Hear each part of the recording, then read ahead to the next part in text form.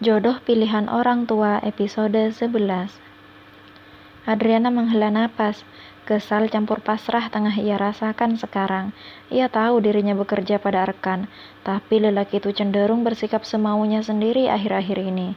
Seperti beberapa hari yang lalu, saat mempertemukannya dengan ayah Fatan tanpa meminta persetujuan lebih dulu darinya. Sekarang malah secara mendadak memintanya menjemput klien di bandara. Padahal ini hari liburnya bekerja. Melihat jam di pergelangan tangan, Adriana yang duduk di dalam mobil perusahaan yang disopiri driver kembali menghela napas. Entahlah, setelah pertemuan dengan ayah Fatan, ia menjadi lebih intens memikirkan lelaki itu. Sudah sampai, Bu, ucap driver menyadarkan Adriana bahwa mereka sudah sampai di bandara. Oh iya, Bapak nunggu di mana? Sepertinya masih tinggal 15 menit lagi pesawatnya datang. Setelah memastikan di mana tempat driver akan menunggu, Adriana keluar dari mobil tersebut.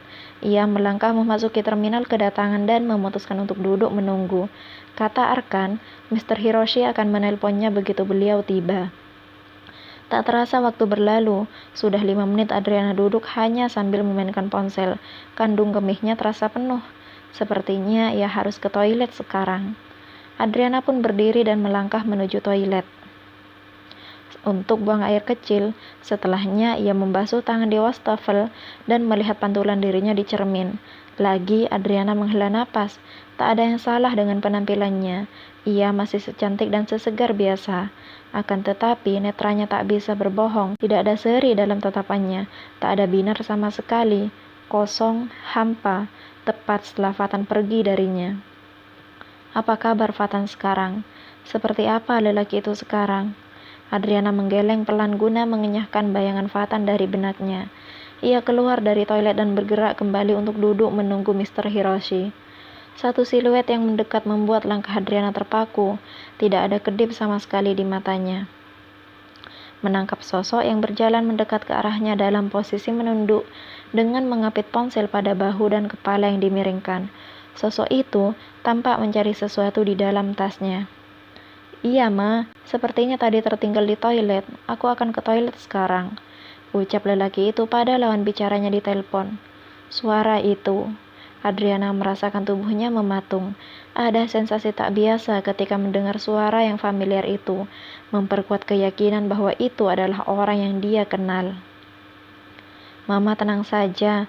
Nanti kalau tidak ketemu, aku akan minta tolong ke bagian informasi untuk mengumumkan. Sosok itu makin mendekat. Semakin dekat jarak di antara mereka, Adriana semakin tak bisa menahan matanya yang memanas dan mulai berair. Fatan, bisiknya dengan suara yang hanya bisa didengar oleh dirinya sendiri. Fatan menabrak Adriana, membuat Adriana sedikit terpental sementara ponsel Fatan terjatuh. Sorry, ucap Fatan begitu ia bangkit setelah mengambil ponselnya. Kamu nggak apa-apa? Maaf, tadi aku nggak lihat.